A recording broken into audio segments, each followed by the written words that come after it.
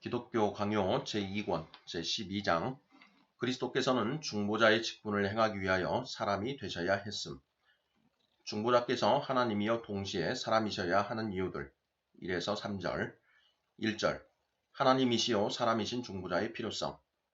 자, 우리의 중보자가 되실 분이 참 하나님이시요 동시에 참 사람이시라는 것이 우리에게는 가장 중요한 문제였다. 어째서 이것이 필수적인 문제냐고 물을 사람이 있겠지만 보통 사용하는 표현을 쓰자면 그저 단순한 필연성이나 혹은 절대적인 필연성이 있었던 것은 아니다. 오히려 그것은 사람의 구원을 좌우하는 하늘의 작정에서 나온 것이다. 지극히 자비하신 우리의 아버지께서는 우리를 위해서 최선의 것을 작정하셨다. 우리의 죄악이 마치 구름처럼 우리와 하나님 사이에 가득 끼어 있어서 우리를 천국에서 완전히 격리시켜 놓았으므로 하나님께 속한 자가 아니고서는 어느 누구도 평화를 회복시킬 중재자의 역할을 감당할 사람이 없었다. 아담의 자손 가운데서는 그 일을 감당할 자가 없었을까? 아니, 없었다. 그들은 모두 그 조상 아담처럼 하나님을 보기만 해도 두려움에 떨었다. 창세기 3장 8절 천사들 가운데는 없을까? 그들 역시 그들을 하나님께로 든든하게 전적으로 붙어있게 해줄 수 있는 머리가 필요했다. 에베소서 1장 22절 골로새서 2장 10절 참조. 그렇다면 어떻게 되는가? 하나님의 위엄 그 자체가 우리에게로 내려오지 않으셨더라면 상황은 정말이지 희망이 없었을 것이다. 우리로서는 그에게로 올라갈 능력이 없었으니 말이다. 그리하여 하나님의 아들이 우리를 위하여 임마누엘, 즉 우리와 함께 계시는 하나님이 되시고 그리하여 그의 신성과 우리의 인성이 서로 연합하여 하나가 될 필요가 있었던 것이다. 그렇지 않았으면 우리가 아무리 가까워진다 해도 아무리 하나님과 친근하다 해도 하나님께서 우리와 함께 거하시기를 바랄 만큼은 가깝지 못했을 것이다. 우리의 부정함과 하나님의 완전한 순결 사이에 이질성이 그만큼 컸던 것이다. 사람이 만일 모든 오점이 없는 상태였다 해도 그의 상태가 너무나 비천하여 중보자 없이는 도저히 하나님께 이를 수 없었을 것이다. 그렇다면 사람의 처지는 어떠했는가? 자신의 치명적인 타락의 상태에서 죽음과 지옥 속으로 떨어지고 온갖 오점으로 더러워져 있고 자신의 부패함으로 얼룩져 있고 모든 저주들로 인하여 완전히 압도되어 있는 처지였다. 그러므로 바울이 중보자를 묘사하면서 그분이 사람이시라는 사실을 명확하게 제시하고 있는 것도 충분한 이유가 있는 것이다. 하나님과 사람 사이의 중보자도 한 분이시니 곧 사람이신 그리스도 예수라. 디모데전서 2장 5절. 그리스도 예수를 가리켜 하나님이라고 말할 수도 있었고 하나님이란 단어를 생략했듯이 사람이라는 단어도 생략할 수 있었을 것이다. 그러나 바울의 입을 통해서 말씀하시는 성령께서는 우리의 연약함을 알고 계셨으므로 가장 적절한 순간에 가장 적절한 표현을 사용하셔서 우리의 연약함을 도우셨다. 그는 하나님의 아들을 우리와 같은 한 사람으로서 우리 가운데 친근하게 세우신 것이다. 그러므로 어디서 중보자를 찾아야 하며 어떤 경로로 그에게 나아가야 하는지에 대해서 사람이 혼란을 겪지 않도록 하시기 위해서 성령께서는 그를 사람이라 부르시고 그리하여 그가 우리 가까이 계시다는 것을 사실 그가 우리와 같은 육체를 지니고 계시므로 그가 우리를 만지신다는 것을 우리에게 가르치시는 것이다. 다른 곳에서는 성령께서 이와 동일한 사실을 훨씬 더 상세하게 설명하신다. 우리에게 있는 대제사장은 우리의 연약함을 동정하지 못하실 리가 아니요 모든 일에 우리와 똑같이 시험을 받으신 이로되 죄는 없으시니라. 히브리서 4장 15절 2절 중보자의 자격 요건. 그 중보자가 이루실 일이 결코 범상한 일이 아니었다는 점을 생각하면 이 사실이 더욱 분명해질 것이다. 그의 사명은 우리를 하나님의 은혜에게로 회복시키셔서 사람의 자녀들인 우리를 하나님의 자녀로 만드는 것이었고 게엔나, 지옥의 상속자들을 천국의 상속자들로 만드는 것이었다. 하나님의 아들이신 그분께서 사람의 아들이 되지 않으셨다면 그리하여 그가 우리의 것들을 취하시고 그의 것을 우리에게 베푸시고 또한 본질상 그의 것인 것을 은혜로 우리의 것이 되게 하지 않으셨다면 과연 누가 이런 일을 할 수 있었겠는가? 그러므로 우리는 이러한 보증에 의지하여 우리가 하나님의 자녀들임을 신뢰하는 것이다. 하나님의 아들께서 자신을 위하여 우리의 몸을 취하여 자기의 몸을, 우리의 살을 취하여 자기의 살을, 우리의 뼈를 취하여 자기의 뼈를 이루셔서 우리와 하나가 되셨으니 말이다. 에베소서 5장 29에서 31절. 그는 기꺼이 우리의 본성을 스스로 취하시고 그의 것을 우리에게 베푸셨으며 하나님의 아들이시며 동시에 우리와 동일하신 사람의 아들이 되신 것이다. 그리하여 그 자신이 입으로 높이 칭송하신 바 거룩한 형제의 관계가 생겨난 것이다. 내가 내 아버지 곧 너희 아버지 내 하나님 곧 너희 하나님께로 올라간다. 요한복음 20장 17절. 이렇게 해서 우리는 천국의 상속에 대하여 확신을 갖게 된다. 그 모든 것을 소유하신 하나님의 유일한 아들께서 우리를 그의 형제들로 받아주셨기 때문이다. 형제이면 그와 함께 상속자가 되는 것이다. 로마서 8장 17절. 또한 우리의 구속자가 되신 그분께서는 이와 똑같은 이유로 참 하나님이시며 동시에 참 사람이셔야만 했다. 죽음을 삼키는 것이 그의 사명이었으니 스스로 생명이신 분이 아니시면 과연 누가 그런 일을 할 수 있었겠는가? 죄를 이기는 것이 그의 사명이었으니 스스로 의가 되시는 분이 아니시면 과연 누가 그 일을 할 수 있었겠는가? 세상과 공중의 권세들을 무찌르는 것이 그의 사명이었으니 세상과 공중보다 더 높은 권세이신 분이 아니시면 과연 누가 그 일을 감당할 수 있었겠는가? 그러니 그 생명이나 의, 하늘의 주권과 권세가 하나님 한 분 이외에 그 누구에게 있는가? 그러므로 지극히 자비하신 우리 하나님께서는 우리를 구속하시자 하실 때에 그의 독생하신 아들 안에서 자기 자신을 우리의 구속자로 삼으신 것이다. 로마서 5장 8절 참조. 3절 구속자의 사명. 우리가 하나님과 화목하기 위한 두 번째 요건은 이것이었다. 곧 사람이 불순종으로 인하여 잃어버린 상태가 되었으므로 순종으로 그것을 시정하고 하나님의 심판을 만족시키고 죄에 대하여 형벌을 치러야 한다는 것이 그것이었다. 그리하여 우리 주님이 참 사람으로 오셔서 아담의 인격과 이름을 취하셔서 아담을 대신하여 아버지께 순종을 이루시며 우리의 육체를 대표하셔서 하나님의 의로우신 심판을 만족시키시는 값으로 내어 놓으시고 그 육체로서 우리가 치러야 할 형벌을 값으로 치르신 것이다. 요컨대 하나님만으로는 죽음을 느끼실 수가 없고 사람만으로는 죽음을 이기실 수가 없었으므로 그는 신성과 인성을 동시에 취하셔서 속죄를 위하여 자신의 인성의 연약함을 죽음에 굴복시키고 또한 신성의 권능으로 죽음과 싸우셔서 우리를 위하여 승리를 얻고자 하신 것이다. 그러므로 그리스도의 신성이나 인성 가운데 어느 하나라도 탈취해버리는 사람들이 있다면 그들은 그의 위엄과 영광을 약화시키며 그의 선하심을 흐리게 만드는 자들인 것이다. 뿐만 아니라 그들은 사람들의 믿음도 약하게 만들고 뒤집어 엎어서 그들에게 굉장한 해악을 끼치게 된다. 이러한 토대 위에 서 있지 않으면 그 믿음이 올바로 설 수가 없기 때문이다. 게다가 오랫동안 사람들이 기다려온 그 구속자는 하나님께서 율법과 선지자들의 글에서 과거에 약속하신 그 아브라함과 다윗의 자손이셔야 했다. 이 사실에서 경건한 사람들은 또 한 가지 유익을 얻는다. 그가 아브라함과 다윗의 후손이라는 것을 근거로 그가 그렇게 많은 말씀들을 통해서 높이 칭송을 받은 바로 그 메시아시라는 것을 더욱 분명하게 알게 되기 때문이다. 그러나 무엇보다도 우리는 특히 바로 앞에서 설명한 사실에 주의를 기울여야 할 것이다. 즉 우리가 그리스도와 공통의 본성을 지니고 있다는 것이 우리와 하나님의 아들의 교제의 보증이며 그가 우리의 육체로 옷 입으시고 죽음과 죄를 함께 정복하셔서 우리가 승리와 개선을 누리게 되었다는 사실이다. 그는 우리에게서 받으신 그 육체를 희생 제물로 드리셨고 그리하여 그의 대속의 행위로 말미암아 우리의 죄책을 씻으셨고 아버지의 의로우신 진노를 진정시키신 것이다. 각종 반론들에 대한 반박 4에서 7절 4절 그리스도의 성육신의 유일한 목적은 인류의 구속임. 이 문제들에 대하여 정당한 주의를 기울여 생각하는 사람들은 경솔한 자들이나 색다른 것을 추구하는 자들을 사로잡는 희미한 사변들을 쉽게 물리칠 것이다.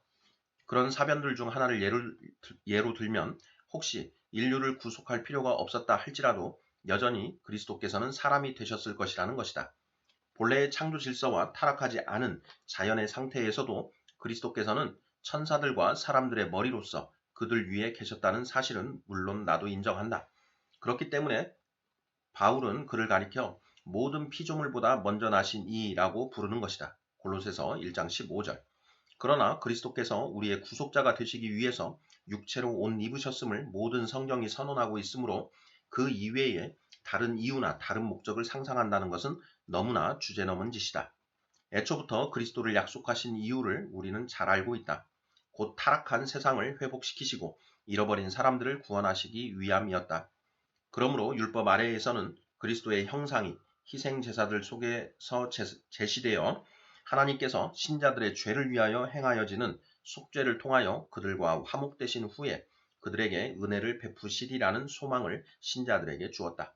어느 시대나 심지어 아직 율법이 반포되기 이전에도 피 없이 중보자만 약속된 적이 없으므로 우리는 하나님의 영원하신 계획으로 말미암아 그 중보자가 지정된 것은 바로 사람들의 부정함을 씻기 위함이었다는 분명한 결론을 얻게 된다. 피를 흘리는 것이야말로 바로 속죄의 증표이기 때문이다. 히브리서 9장 22절 참조. 그리하여 선지자들은 그에 관하여 말씀을 선포하는 가운데 그가 하나님과 사람을 서로 화목시키는 분이실 것임을 약속하였다.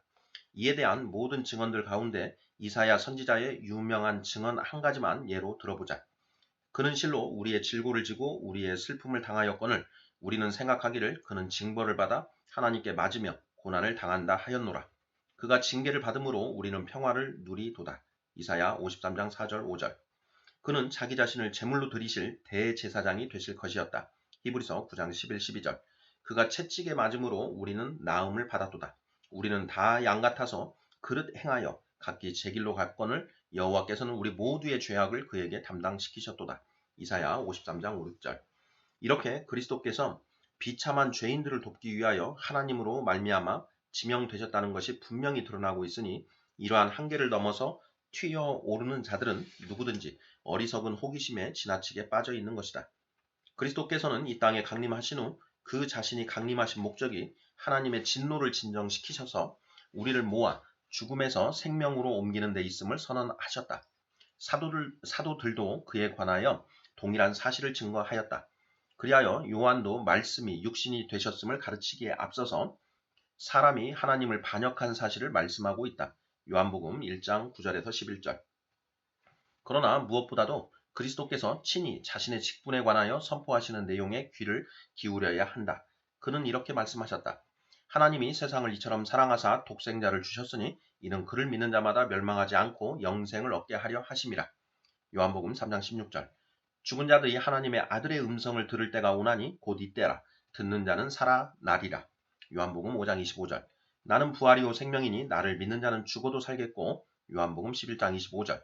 인자가 온 것은 잃은 자를 구원하려 함이니라. 마태복음 18장 11절. 건강한 자에게는 의사가 쓸데없고. 마태복음 9장 12절. 모든 증거를 더 열거하자면 끝이 없을 정도다. 사도들도 한결같이 우리에게 이 근원에게로 돌아갈 것을 촉구하고 있다. 분명한 사실이지만 그가 하나님과 사람을 서로 화목시키기 위해 오신 것이 아니었다면 그의 제사장직의 존귀함이 사라지고 말았을 것이다. 제사장이란 하나님과 사람 사이를 중재하는 임무를 위하여 임명된 중재인이기 때문이다. 히브리서 5장 1절. 또한 그가 우리의 의가 되시지도 않았을 것이다. 왜냐하면 하나님께서 우리의 죄를 우리에게 돌리지 않으시게 하기 위하여 그가 우리를 위하여 제물이 되셨기 때문이다. 고린도후서 5장 19절. 그리고 마지막으로 성경이 그에게 베푸는 모든 칭호들이 다 무효가 되고 말 것이다. 또한 바울의 다음과 같은 진술도 헛것이 되어 버릴 것이다. 죄로 말미암아 자기 아들을 죄 있는 육신의 모양으로 보내어 육신의 죄를 정하사 육신을 따르지 않고 그 영을 따라 행하는 우리에게 율법의 요구가 이루어지게 하려 하심이니라. 로마서 8장 3절 4절. 뿐만 아니라 그리스도께서 우리의 구속자로 오셨을 때에 하나님의 선하심과 그의 한량없으신 사랑이 사람들에게 나타났다는 그의 가르침도 무너지고 말 것이다. 디도서 2장 11절 참조. 요컨대 하나님의 아들이 기꺼이 우리의 육체를 취하사 아버지의 이 명령을 수행하신 유일한 이유로서 성경이 제시하는 것은 바로 자신이 제물이 되셔서 우리를 대신하여 아버지의 진노를 진정시키고자 하는 것이었다는 것이다.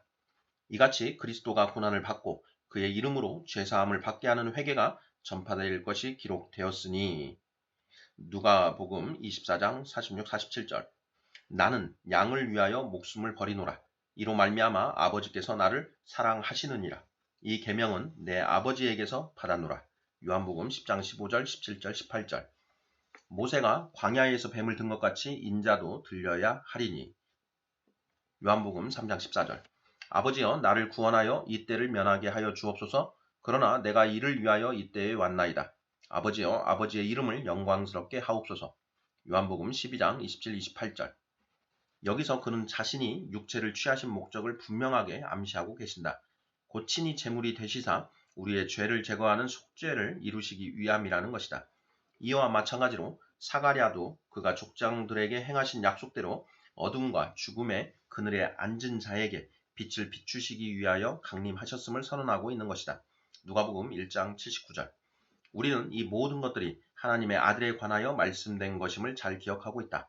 그 하나님의 아들은 바울이 다른 곳에서 증언하듯이 그 안에는 지혜와 지식의 모든 보화가 감추어져 있는 분이시다. 골로새서 2장 3절. 그리고 바울은 그분 이외에는 아무것도 알지 아니하기로 작정하였다고 선언하고 있다. 고린도전서 2장 2절. 5절. 엉뚱한 상상에 의한 반론들에 대한 반박.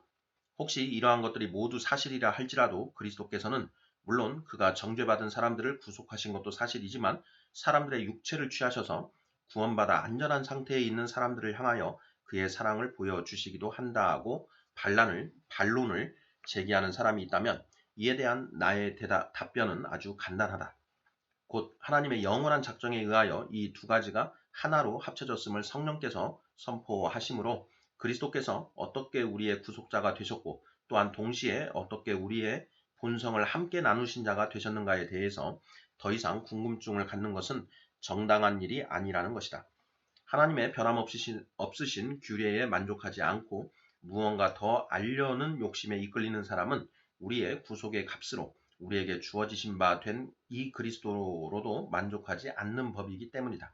사실 바울은 그리스도께서 보내심을 받은 목적이 무엇인지를 설명할 뿐 아니라 또한 하나님의 예정의 그 고상한 신비에까지 높이 올라가면서 인간 본성이 지니고 있는 모든 방자함과 경망스러운 호기심을 매우 적절하게 억제시키고 있다.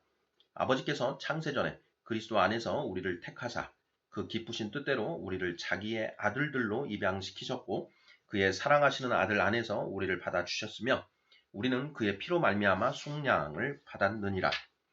여기서는 분명 아담의 타락이 하나님의 작정보다 시기적으로 앞서는 것으로 전제되어 있지 않다. 그러나 우리는 만세전에 하나님께서 결정하신 사실을 주목하게 되는데 하나님께서는 그때부터 인류의 불행을 치유하시기를 뜻하신 것이다. 가령 우리의 반대자들이 여기서 또다시 하나님의 이러한 계획은 그가 예견하신 바 사람의 멸망 상태에 좌우된 것이었다고 반론을 제기한다고 해도 나로서는 다음과 같은 말로써 충분히 반박하고도 남을 것이다. 곧 하나님께서 그의 은밀하신 작정으로 정하신 것 이상으로 그리스도에 대해 더 궁금해하거나 더 알려고 하는 자들은 모두 불경스러운 뻔뻔스러움으로 무언가 새로운 그리스도를 조작해내려고 덤비고 있는 것이라는 것이다. 바울도 그리스도의 참된 직분을 논의한 후에 에베소 교인들에게 깨닫는 영을 주시기를 기도하고 있다. 곧 지식에 넘치는 그리스도의 사랑을 알고 그 너비와 길이와 높이와 깊이가 어떠함을 깨닫게 해달라고 간구하는 것이다. 에베소서 3장 14절에서 19절. 바울은 그리스도께서 언급되실 때마다 우리가 조금이라도 그 화목의 은혜에서 이탈하지 않도록 하기 위하여 이를테면 우리의 생각에 울타리를 쳐두고자 한 것이다. 그러므로 바울의 증언에 따르면 그리스도 예수께서 죄인을 구원하시려고 세상에 임하셨다는 말씀이야말로 모든 사람이 받을 만한 확실한 말씀이므로 나 역시 기꺼이 이 말씀을 받아들인다. 디모데전서 1장 15절. 또한 같은 사도께서는 다른 곳에서 지금 복음 안에서 나타난 그 은혜는 영원 전부터 그리스도 예수 안에서 우리에게 주신 은혜임을 가르치고 있으므로 디모데후서 1장 9절. 나는 끝까지 확고하게 이 사실을 견지할 결심이다. 그런데 오제 안더는 이러한 정숙한 자세에 대하여 부당하게 반론을 제기한다. 과거에 몇몇 사람들이 가볍게 언급하고 지나간 문제를 불행하게도 그가 우리 시대에 새롭게 제기하고 나선 것이다. 그는 혹시 아담이 타락하지 않았을 경우 하나님의 아들이 육체로 임하셨을 것이라는 것을 부인하는 자들에 대하여 경솔하다고 비난한다. 성경의 그 어떠한 증언도 그것을 부인하지 않기 때문이라는 것이다. 사도 바울이 이런 사악한 호기심을 물리치지 않는가? 바울은 그리스도로 말미암은 구속에 대해서 말한 후에 우리에게 어리석은 변론을 피하라고 분명히 말하고 있는 것이다. 디도서 3장 9절. 또 어떤 이들은 자기들의 재치를 드러내 보이려고 어리석은 공론을 거듭하면서 하나님의 아들이 과연 나귀의 본성을 취하실 수는 없었는가 하는 문제를 제기하기까지 하니 이 얼마나 미친 짓인지 모른다. 경건한 사람들 모두가 이를 역겹고 가증스러운 것으로 여기는 이 미친 공론을 오지 안더는 한번 변명해보라. 성경 어느 곳에서도 그런 공론을 분명하게 반박하지 않는다는 구실을 대면서 말이다. 십자가에 못 박히신 그리스도 외에는 아무것도 중요하게 여기지도 않고 알지도 않겠다고 한 사도 바울이 나귀를 구주로 인정한단 말인가. 바울은 다른 곳에서 아버지의 영원한 계획으로 말미암아 그리스도께서 만물의 머리가 되사 만물을 통일되게 하셨다고 선포하고 있으니 구속의 사명을 부여받지 않은 또 다른 머리를 인정하는 일은 결코 없었을 것이다. 6절 하나님의 형상에 대한 오지안더의 견해에 대한 반박. 그러나 오지안더가 근거를 두고 있는 원리란 경박스럽기 짝이 없는 것이다. 그는 사람이 하나님의 형상으로 창조된 것은 장차 오실 메시아의 모양대로 지으심을 받았기 때문이요. 이는 아버지께서 메시아를 사람의 육체로 옷 입으시도록 이미 작정하셨으므로 사람이 그 메시아를 닮도록 하기 위함이었다고 단언한다.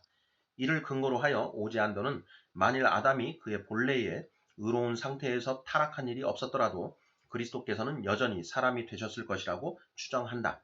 그러나 건전한 판단력을 지닌 사람이라면 이것이 얼마나 하찮고 왜곡된 논리인지를 곧바로 알 것이다. 한편 오지안더는 하나님의 형상이 무엇인지를 자기가 비로소 처음 바로 보았다고 생각한다.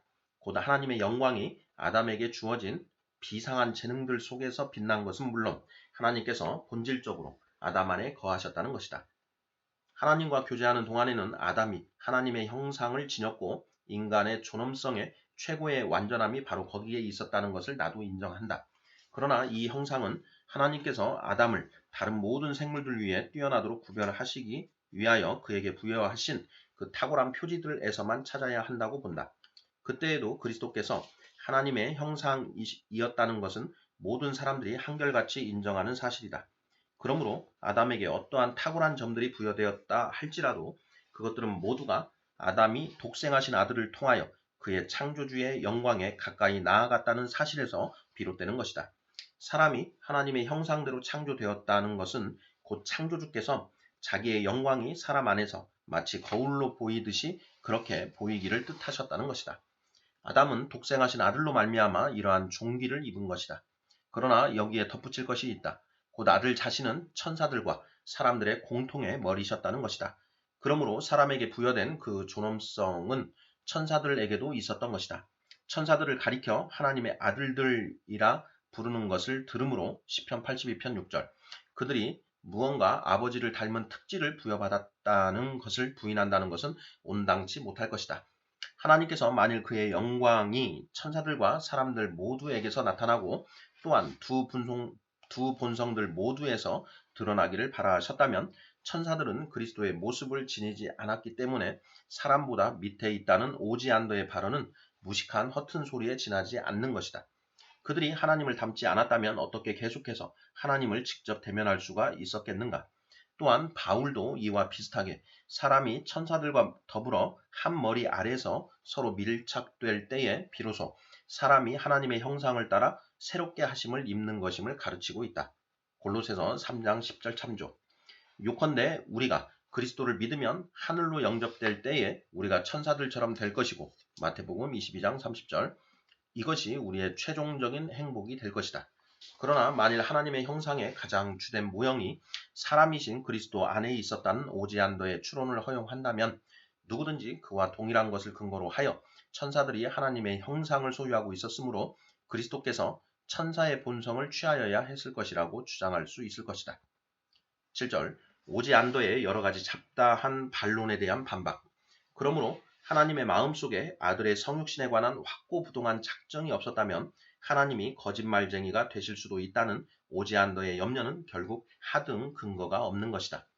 만일 아담의 의로움이 무너지지 않았더라면 그는 천사들과 더불어 하나님과 같이 되었을 것이요 또한 하나님의 아들이 사람이든 천사든 되실 필요가 없었을 것이기 때문이다. 또한 오지안더는 사람의 창조 이전에 하나님의 확고부동한 계획에 따라 그리스도께서 구속자로서가 아니라 첫 사람으로서 나시도록 되지 않았다면 그리스도께서는 그 존귀한 위치에서 떨어지고 마셨을 것이라고 염려한다. 왜냐하면 그렇게 되면 그리스도께서는 잃어버린 인류를 구원하여야 한다는 역사적인 필요를 위해서 나신 것이 아닌 것이 되어버리는데 이는 결국 그리스도께서 아담의 형상으로 창조함 받았다는 뜻이 되기 때문이라는 것이다. 그러나 이 역시 근거 없는 어리석은 염려에 불과한 것이다. 그리스도께서 죄를 제외하고는 모든 점에서 우리와 같이 되셨다고 성경이 그렇게도 분명하게 가르치는데 오지 않고는 어째서 이에 대해서 그렇게 치를 떤단 말인가. 히브리서 4장 15절. 누가도 마찬가지로 그리스도를 아담의 자손으로 인정하기를 주저하지 않는다. 누가복음 3장 38절. 또한 바울은 그리스도를 가리켜 둘째 아담이라고 부르는데 고린도전서 15장 47절. 그리스도께서 아담의 자손들을 멸망의 상태에서 꺼내고자 인간의 조건이 그에게 주어진 것이 아니라면 대체 바울이 어째서 그를 그렇게 부른단 말인가? 만일 그리스도께서 창세전에 오셨다면 그를 마땅히 첫째 아담이라 불러야 할 것이 아닌가? 오지 않고는 사람이신 그리스도를 하나님의 마음에서 이미 알고 계셨기 때문에 그를 모형으로 삼아 사람들을 지으신 것이라고 경솔하게 주장한다. 그러나 바울은 그리스도를 둘째 아담이라 부름으로써 사람의 최초의 기원과 또한 그리스도를 통하여 얻는 회복 사이에 타락을 상정하고 있다. 타락으로 말미암아 그 이전의 상태로 본질이 회복될 필요성이 제기된 것이다. 그렇다면 바로 이러한 동일한 원인 때문에 하나님의 아들이 나셔서 사람이 되신 것이라는 논리가 성립되는 것이다. 한편 오지 않고는 아담이 의로운 상태로 남아 있었다면 그는 그리스도의 형상이 아니라 자기 자신의 형상이었을 것이라는 식으로 아주 어리석고도 부당한 논리를 전개한다. 그러나 나는 이와 반대로 하나님의 아들이 인간의 육체를 취하시는 일이 없었더라도 하나님의 형상이 그의 몸과 영혼 속에서 빛났을 것이라고 답변하고 싶다. 그리스도께서 참으로 머리이시며 또한 만물의 으뜸이 되신다는 것이 이 형상의 광채 속에서 언제나 드러나기 때문이다. 오지 않고는 아담의 죄와는 관계없이 만일 하나님께서 그의 아들을 육체로 옷 입으시도록 작정하지 않으셨더라면 천사들에게는 그의 머리가 없었을 것이라고 논리를 유포하는데 그의 이런 헛된 교묘한 논리가 이렇게 해서 물리쳐지는 것이다. 그런데 오지 않고는 정신이 온전한 사람이라면 절대로 인정하지 못할 그런 것을 경솔하게 주장한다. 곧 그리스도께서 사람이 되시는 경우가 아니고서는 그가 천사들의 머리가 되실 수 없고 천사들도 그를 자기들의 우두머리로 인정하지 않을 것이라고 주장하는 것이다. 그러나 이에 대한 올바른 견해는 바울의 말씀에서 곧바로 나타난다.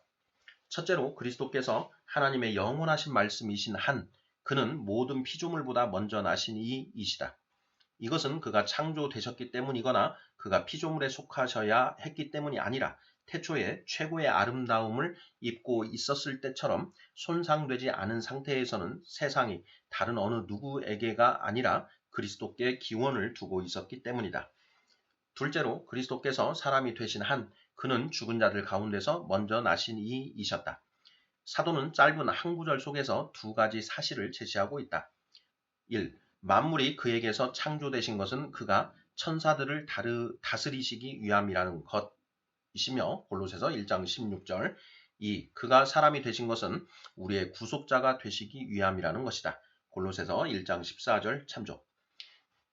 그리스도께서 사람이 되지 않으셨다면 사람들은 그를 자기들의 왕으로 모시지도 않았을 것이라는 오지 않고의 발언에서도 이와 똑같은 무식이 드러난다. 이는 영원하신 하나님의 아들이 인간의 육체를 취하지 않으셨더라도 천사들과 사람들을 그의 하늘의 영광과 생명의 교제 속으로 모아 들이시고 그 자신이 그들 모두의 으뜸이 되시지 않으셨다면 하나님의 나라가 설 수 없었다는 식의 논리가 아닌가. 그러나 오지 않고는 그리스도께서 육체로 나타나지 않으셨다면 교회에 머리가 없었을 것이라는 그릇된 원리 때문에 항상 속고 있는 아니면 자신을 속이고 있는 것이다.